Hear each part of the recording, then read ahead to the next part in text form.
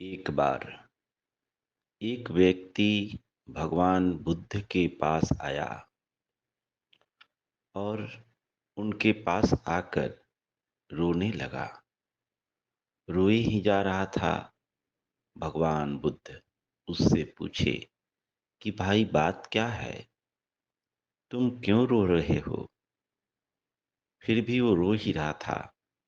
दो तीन बार भगवान बुद्ध के पूछने पर उसने कहा कि भगवान, कुछ ही दिन हुआ मेरे पिता की मृत्यु हो गई। भगवान बुद्ध ने कहा, यह तो प्रकृति का नियम है। जो जन्म लेता है उसकी मृत्यु निश्चित है। तो एक न एक दिन हर किसी को मृत्यु को प्राप्त करना ही है। तुम इस तरह से अधीर क्यों हो रहे हो? जो जाना जो गया सो तो गया। अब तुम अपने जीवन की डोर को संभालो, इस संसार को समझो और जीने का अभ्यास करो। किसी के मर जाने से संसार का कार्य बंद नहीं हो जाता। भगवान की वाणी सुनकर उसने कहा कि भगवान, यह बात तो मैं समझता हूँ कि जो जन्म लिया है देर सवेर उसे मरना ही है, और जो जीवित बचे हैं उन्हीं को बाकी के काम को संभालना है। लेकिन मैं तो अपने पिता के लिए रो रहा हूँ, उनकी मुक्ति के लिए रो रहा हूँ। भगवान, आपके पास मैं इसलिए आया हूँ एक प्रार्थना लेकर कि आप उनके लिए कोई कर्म कांड कर दीजिए ताकि उनकी आत्मा को मुक्ति मिल जाए। वह जन्म और मृत्यु के बंधनों से मुक्त हो जाए, अपने किए हुए पाप कर्मों से मुक्त हो जाए। मैं इसीलिए आपके पास आया हूँ। कृपया कर आप उनके लिए कुछ तो कर दें। इस बात को सुनकर भगवान बुद्ध के मन में एक विचार जागा और उन्होंने कहा कि ठीक है, मैं तुम्हारे पिता के मुक्ति के लिए कुछ कर्मकांड जरूर करूंगा। एक काम करो, कल सुबह में मिट्टी के दो हांडी को लेकर आना और एक में कंकर पत्थर भर देना और दूसरे में घी भर देना और उसे कपड़े से बांधकर कल नदी किनारे लेकर चले आना। मैं वहां आऊंगा और तुम्हारे पिता के लिए मैं कुछ कर्म कांड कर दूंगा। इस बात को सुनकर वह व्यक्ति बहुत खुश हुआ। भगवान बुद्ध को भगवान बुद्ध के प्रति कृतज्ञता व्यक्त करते हुए बड़े ही खुशी से वह चला गया। वह बाजार गया, दो मिट्टी के हांडी को खरीद लाया। एक में कंकर पत्थर भर दिया और दूसरे में घी भर दिया और दोनों के मुंह को कपड़े से बांध दिया और बड़े ही खुश होते हुए भगवान बुद्ध के पास नदी किनारे पहुंच गया। भगवान बुद्ध भी अपने शिष्यों के साथ नदी के पास पहुंच चुके थे। वह व्यक्ति बहुत खुश था कि यह छोटे छोटे पंडे पुजारी तो लोगों के लिए कर्मकांड करते हैं, आज भगवान बुद्ध जैसा महाज्ञानी व्यक्ति हमारे पिता के लिए कर्मकांड करेंगे तो मेरे पिता को मोक्ष मिल जाएगा, स्वर्ग मिल जाएगा, मुक्ति मिल जाएगी। बेहद खुश था। भगवान बुद्ध के पास आकर उसने दोनों मिट्टी के हांडी को बताया कि भगवान, आपके कहने के अनुसार हमने एक में कंकर पत्थर भर के इसके मुंह को बंद कर दिया है और दूसरे में हमने घी भरा है और इसके मुंह को भी हमने बंद कर दिया है।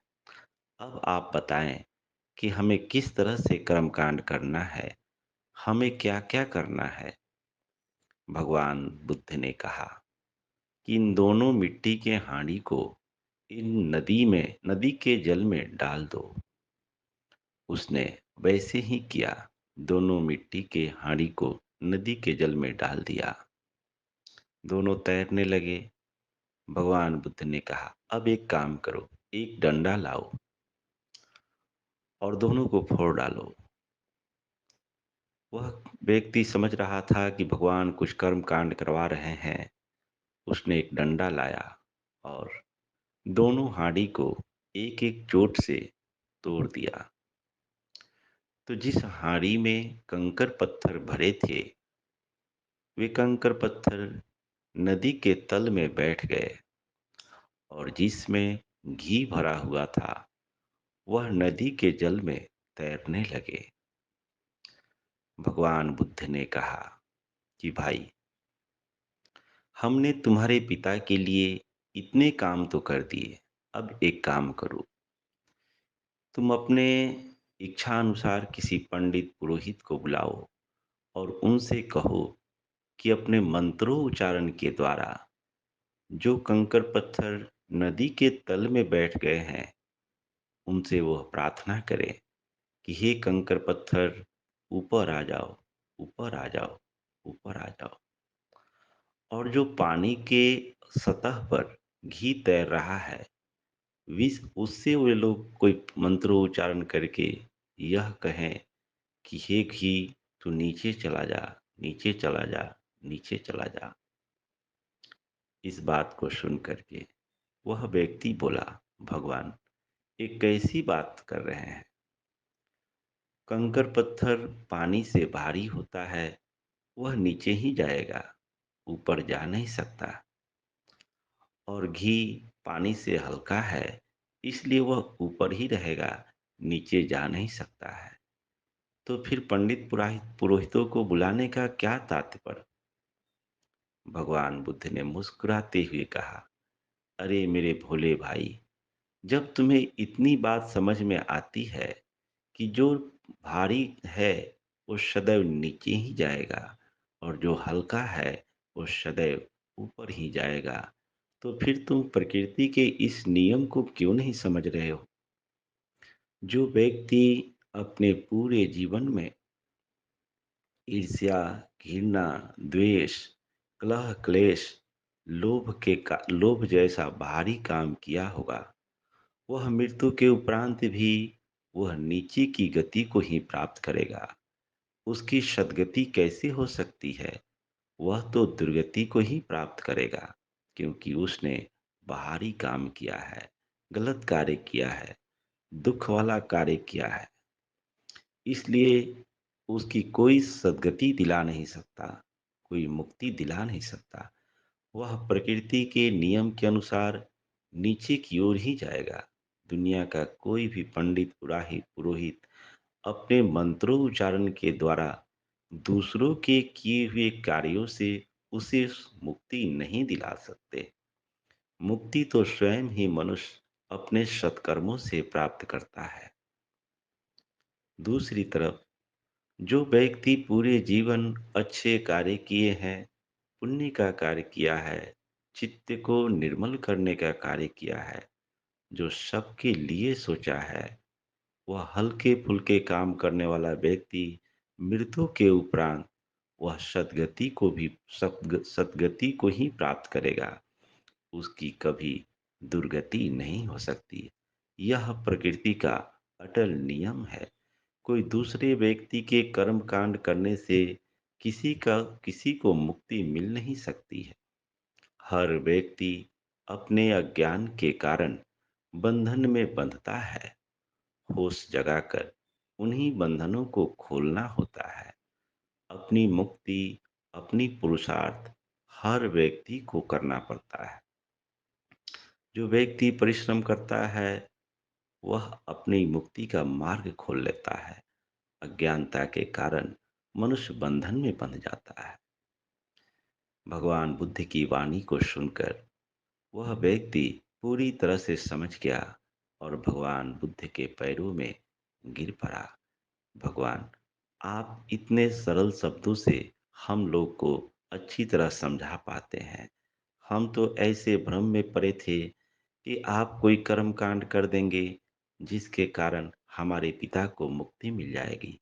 लेकिन आज हमें बहुत ही सरल शब्दों से, स्पष्ट शब्दों से बात समझ में आ गई कि मैं व्यक्ति अपनी मुक्ति अपने ही द्वारा कर सकता है।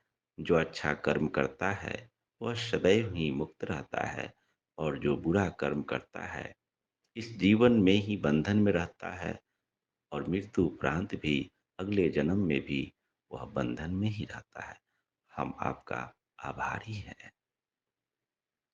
मित्रों, यही सत्य है।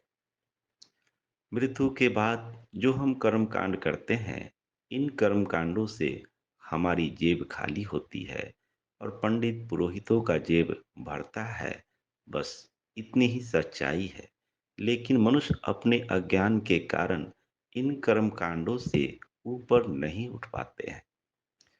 बहुत से लोग यह दलील देते हैं कि बाप दादा ने किया है तो हम भी कर रहे हैं, लेकिन यह बात बहुत ही मूर्खतापूर्ण है। अगर हम विचार करें, पीछे के दिनों को याद करें, तो हमारे बाप दादा अनपढ़ थे, नग्न थे, अशिक्षित थे, गुलाम थे। बहुत से बात को गुलामी के कारण लोगों ने स्वीकार किया था। लेकिन आज तो हम स्वतंत्र हैं। आज हमारी बुद्धि विवेक उन लोगों की अपेक्षा काफी विकसित हो चुकी है। आज हम कोई आधुनिक आविष्कार को स्वीकार करते हैं, तो ये तो हम नहीं कहते हैं कि हमारे बाप दादा ने नहीं अपनाया था, इसलिए हम नहीं अपना सकते हैं। लेकिन जो कर्मकांड है, उसको छोड़ने के लिए सामान्य व्यक्ति राजी नहीं होता है। मित्रों, अगर आप अपना विकास चाहते हैं, तो अपने बौद्धिक क्षमता को भी विकसित करना चाहिए। कर्मकांड ढोंग पाखंड से किसी का भला हुआ नहीं है और ना ही हो सकता है। कर्मकांड और ढोंग पाखंडों से केवल पंडित पुरोहितों का ही भला हो सकता है। आप अपने ही अज्ञान के कारण इन लोगों के गुलाम बने हुए हैं। इससे ऊपर उठने की जरूरत है। स्वतंत्र होइए, क्योंकि स्वतंत्र व्यक्ति ही सुखी होता है। आप सबका मंगल हो, सबका कल्याण हो, सबका भला हो, चहु ओर सुख हो, चहु ओर शांति हो।